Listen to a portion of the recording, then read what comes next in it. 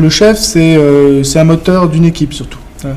Par son savoir-faire, par ses techniques et puis par ce management, va créer une ambiance, va créer une osmose qui va faire que tout va bien marcher.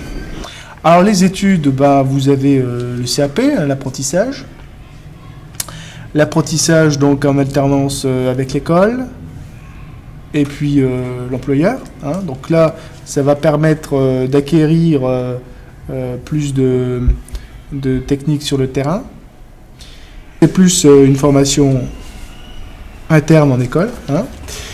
Et puis vous avez le bac technologique, le bac professionnel et le BTS. Après, vous avez également des licences et puis des maîtrises.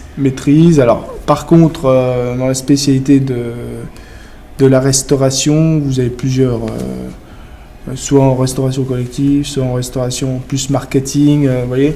Donc, les masters, on peut aller jusqu'au master. Voilà.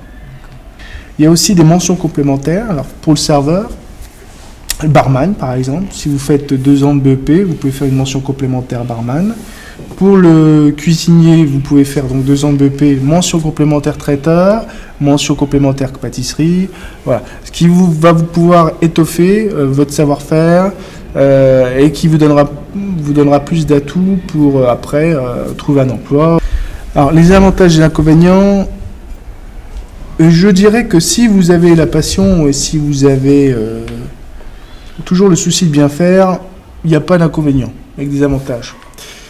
Parce que vous aurez, quoi qu'il arrive, malgré les difficultés, parce que c'est vrai que c'est un métier physique, c'est un métier aussi psychologiquement dur, puisque il peut y avoir des services plus durs que d'autres. Lorsqu'on commence, c'est pas toujours facile, parce que comme certains chefs veulent la perfection, il y a plus ou moins de sévérité. Mais si un chef est plus exigeant que d'autres, il faut supporter la pression, disons. La pression du client, parce que des fois il va vous dire c'est pas bon, et puis la pression du chef, parce qu'il veut dire c'est pas comme ça qu'on fait. Donc il faut aussi endurance physique, parce que c'est un métier qui est dur. On peut faire des journées de 15 heures, on peut faire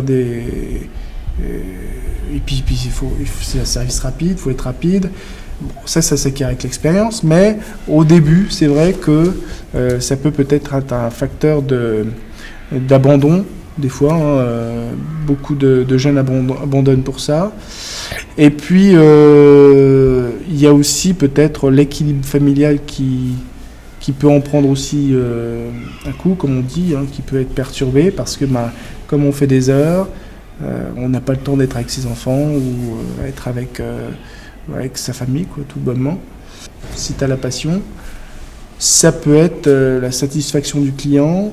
Lorsque tu fais une belle assiette bien décorée, ça peut être aussi un moyen d'expression, puisque comme la cuisine est un art, on peut s'exprimer par une assiette, on peut s'exprimer par des techniques de cuisson. Voilà. En fait, c'est-à-dire on transmet dans un plat un peu ce qu'on a à l'intérieur de nous. On cuisine avec notre âme. Tu vois ce que je veux dire? C'est-à-dire qu'il faut faire ça avec amour. Si tu n'as pas l'amour du métier, c'est vrai que là, ça peut être un inconvénient.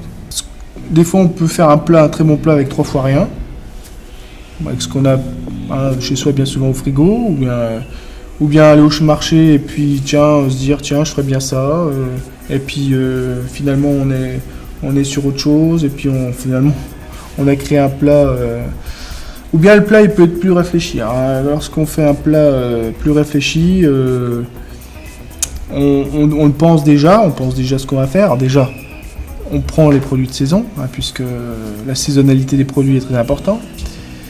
Parce que c'est là qui auront plus de saveur.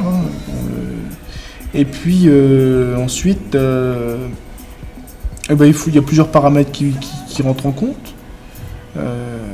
Certaines techniques aussi que l'on connaît ou que l'on ne connaît pas. Des fois, on peut tenter quelque chose. Mais créer un plat, il faut toujours que ça sorte de toi. Alors c'est difficile à dire comme ça, mais créer un plat, c'est un peu ce qu'on a envie de faire, mais aussi ce qu'on a à l'intérieur de soi, un vécu, une histoire. On parle souvent en ce moment avec les émissions culinaires d'histoire d'un plat, là c'est pareil. C'est vrai que on peut raconter une histoire avec un plat. Alors les qualités requises, il faut du sang-froid, il faut être quand même un peu débrouillard, c'est-à-dire un peu manuel. Hein. Si vous n'êtes pas complètement, c'est pas, ça peut s'acquérir avec le temps. Hein. Il faut aimer rendre service, là c'est très important. Aimer aussi les gens, puisque c'est eux qui nous font vivre, c'est à eux qu'on va faire plaisir. Faut avoir de l'endurance, parce que c'est physique, mais ça aussi ça peut s'acquérir avec le temps. Et puis il faut avoir l'amour de son travail. C'est ça vraiment les qualités requises. Lorsque tu as une assiette, avec un produit qui a été sélectionné, avec une technique bien maîtrisée, une cuisson parfaite, c'est quelque chose que tu n'as jamais mangé de ta vie. Tu vois, parce qu'à un moment donné, lorsque tu vas dans des restaurants comme ça, ce sont des choses que tu n'as jamais vues et puis que tu n'as jamais mangé. Ou bien que des trucs exceptionnels. Une fraise que tu vas manger dans un restaurant 3 macarons, ça va être la meilleure fraise de France ou la meilleure fraise du monde. Et bon, c'est sûr que à ce niveau-là, c'est le summum, quoi.